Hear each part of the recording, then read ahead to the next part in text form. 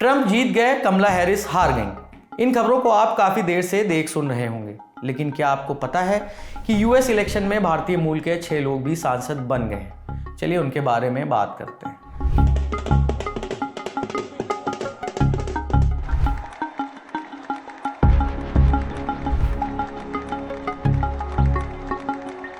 हम अक्सर देखते हैं कि चुनाव में अपने पसंदीदा उम्मीदवार के जीत की खुशी में लोग ढोल बजाते हैं। जश्न मनाने का यह तरीका अपने देश में कॉमन है, लेकिन भारत से हजारों मील दूर अमेरिका में भी ये ट्रेंड देखने को मिलता है। रिपब्लिकन पार्टी के उम्मीदवार डोनाल्ड ट्रंप एक बार फिर से जीत की दहलीज पर पहुंच चुके हैं। उनकी इस जीत का रिफ्लेक्शन अमेरिका की राजधानी वॉशिंगटन की सड़कों पर भी दिख रहा है।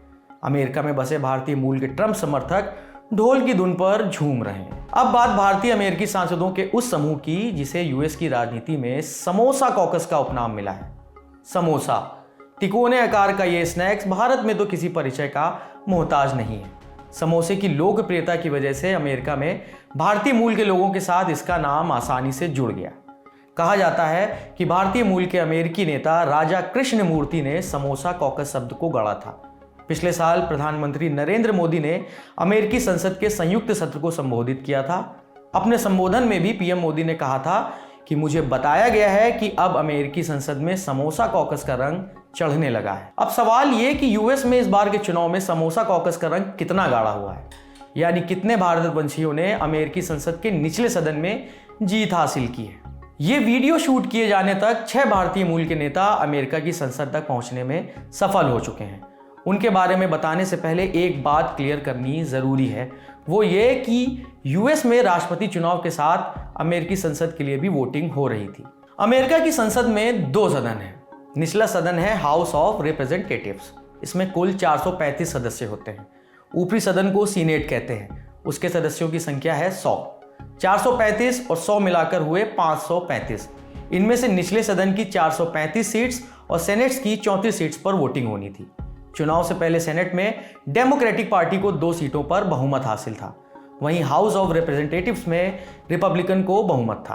अब चुनाव के बाद सेनेट का कंट्रोल रिपब्लिकन पार्टी के हाथों में है। अब बात उन 6 भारतीय मूल के अमेरिकियों की जिन्होंने निचले सदन यानी हाउस ऑफ रिप्रेजेंटेटिव्स में जीत हासिल की है। पहला नाम है सुहास सुब्रमण्यम का। डेमोक्रेटिक पार्टी के उम्मीदवार सुहास सुब्रमण्यम वर्जीनिया के 10वें डिस्ट्रिक्ट से चुनाव जीते हैं। सुहास ने रिपब्लिकन पार्टी के माइक लेंसी को हराया है। सुहास पूर्व राष्ट्रपति बराक ओबामा के सलाहकार के तौर पर व्हाइट हाउस में सेवाएं दे चुके हैं। दूसरा नाम है एमी बेरा का। एमी बेरा कैलिफोर्निया के 6ठे डिस्ट्रिक्ट से जीते हैं। एमी भी डेमोक्रेटिक पार्टी के उम्मीदवार थे।